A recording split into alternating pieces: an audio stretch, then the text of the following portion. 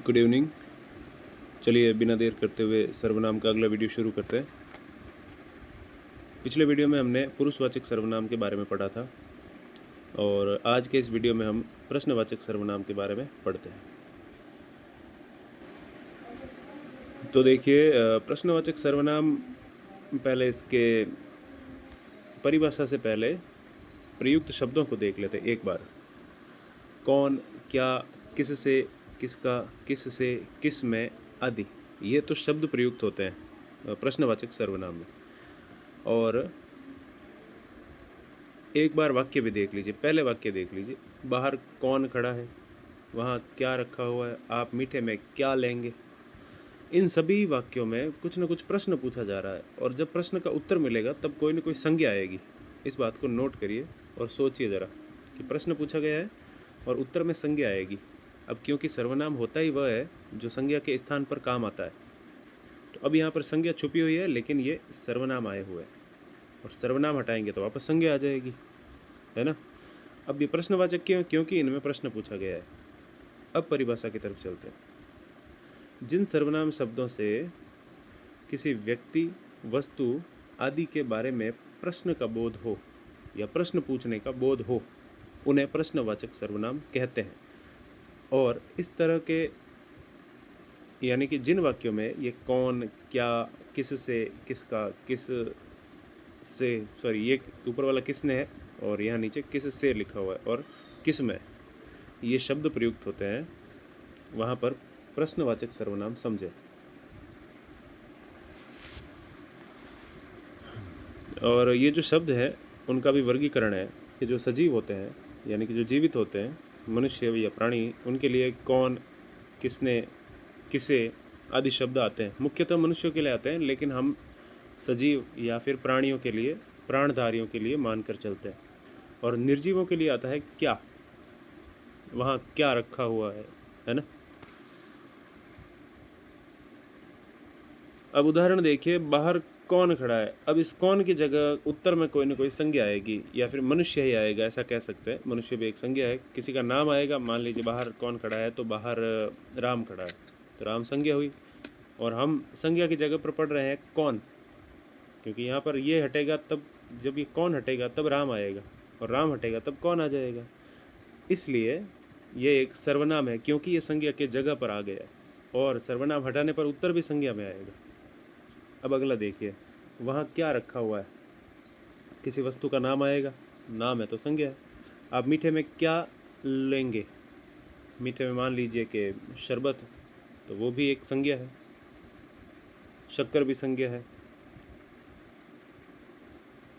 यह पुस्तक किसकी है, एक तो इस शब्द में भी सर्वनाम है और यह शब्द में भी सर्वनाम है। वैसे तो यह और पुस्तक दोनों साथ साथ जुड़े हुए हैं, तो ये एक अलग तरह का कॉम्बिनेशन है, क्योंकि सर्वनाम के साथ अगर संज्ञा आ जाए तो वो विशेषण हो जाता है। खैर, इसको छोड़िए, इस पर ध्यान दें।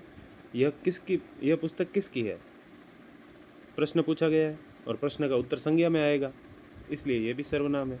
इनमें से तुम्हारे पापा कौन है या कौन से हैं। अब मान लीजिए वो नाम बताएगा कि इनमें से उसके पापा फलाना जी हैं, तो कौन की जगह नाम आ जाएगा, यानी कि संज्ञा आ जाएगी।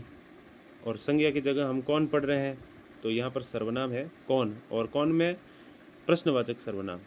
ऐसा कहने वाले तुम कौन होते हो, यहाँ पर प्रश्न का बोध ये कौन करवा रहा है, इसलिए ये सर्वनाम है। तो मेरे ख्याल से तो आपको समझ में आया होगा। फिर भी एक बार थोड़ा सरल शब्दों में ये समझते हैं कि जहाँ कहीं भी प्रश्न पूछने का बोध हो और उत्तर संज्ञा में आ जाए, संज्ञा आना जरूरी है, ये ध्यान रखें, तब वो प्रश्नवाचक सर्वनाम है। अब देखिए, प्रश्नवाचक शब्द का उत्तर हमेशा संज्ञा शब्द आना चाहिए, है ना। कि बाहर कौन है, तो बाहर एक आदमी है, उत्तर संज्ञा में आएगा तभी सर्वनाम होगा, क्योंकि सर्वनाम हमेशा संज्ञा की जगह पर आता है। अगर वो सर्वनाम संज्ञा की जगह आया है तो सर्वनाम को हटाने के बाद भी तो वापस संज्ञा आनी चाहिए। तो कौन का उत्तर आएगा, कोई आदमी है या आदमी का नाम लिया जाएगा, लेकिन है तो आखिरकार वह संज्ञा ही।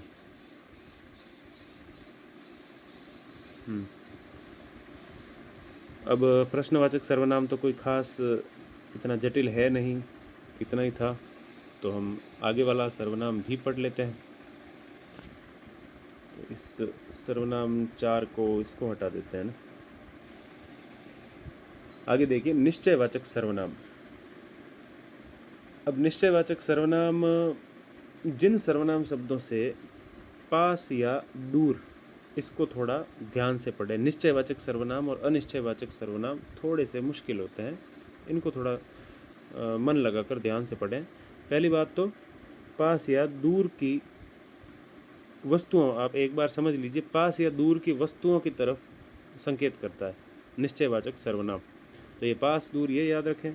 अब पास या दूर की कैसी वस्तुएं कि निश्चित वस्तुएं, जिसके बारे में हमें निश्चय है कि यह वही है जिसके बारे में हम बात कर रहे हैं। फिक्स्ड वस्तु, निश्चित वस्तु, पास या दूर की वस्तु होगी और वो निश्चित होगी। निश्चित का अर्थ ऐसे भी समझ लें कि हमारे सामने है, हमें उस चीज़ को जैसे पता है, सामने कुर्सी पड़ी है तो यह कुर्सी, हमें पता है कि यह कुर्सी है, हमें निश्चय है उस वस्तु के बारे में। यह बोतल जो भी है, या फिर इसे यहाँ लेकर आओ, तो हमें ये जो इसे शब्द है ये निश्चयवाचक है, और हमें पता है कि इसे शब्द किस चीज़ के लिए यूज़ हुआ है, प्रयोग हुआ है, उस चीज़ के बारे में हमें निश्चय है, कोई डाउट नहीं है। तो निश्चित वस्तु होना ज़रूरी है। जिन सर्वनाम शब्दों से पास या दूर की निश्चित वस्तुओं का बोध हो, उनको निश्चयवाचक सर्वनाम कहते हैं।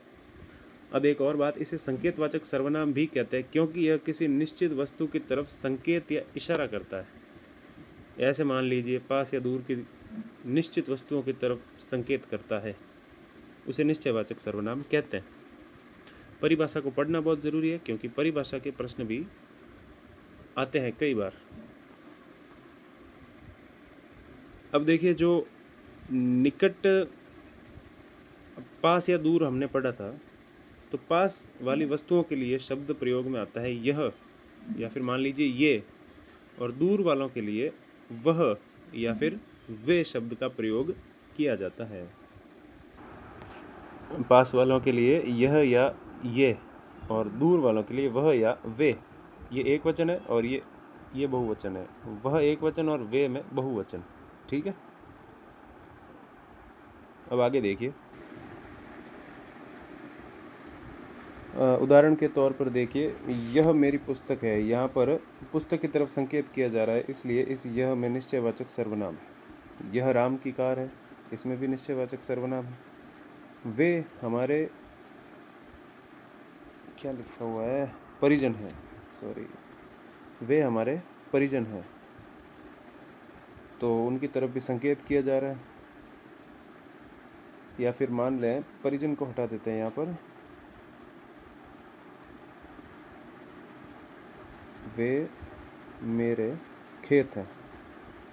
जितना हो सके उतना हम मनुष्यों के बारे में यहाँ पर निश्चयवाचक में कम उदाहरण पढ़ेंगे, क्योंकि ऐसा भी है कि मनुष्यों के बारे में जो बातचीत होती है वो अन्य पुरुष सर्वनाम में आती है। अन्य पुरुष और निश्चयवाचक में जो अंतर है वो हम आगे पढ़ लेंगे। तो यहाँ पर आप एक बार निर्जीव वस्तुओं पर थोड़ा ज़्यादा ध्यान दें। वे मेरे खेत हैं, वह उसका प्लॉट है। अब यहाँ पर इस खेत की तरफ संकेत किया जा रहा है, यहाँ पर प्लॉट की तरफ, यहाँ पर कार की तरफ, यहाँ पर पुस्तक की तरफ। अब आप ये भी ध्यान दें कि ये सर्वनाम है, ये संज्ञा है, ये सर्वनाम, ये संज्ञा। यहाँ पर वे सर्वनाम और खेत संज्ञा, वह सर्वनाम और प्लॉट संज्ञा, ये दोनों आपस में एक साथ नहीं आए हैं। बीच में ये शब्द, ये शब्द, ये शब्द और ये शब्द, इन दोनों के बीच में आए हैं।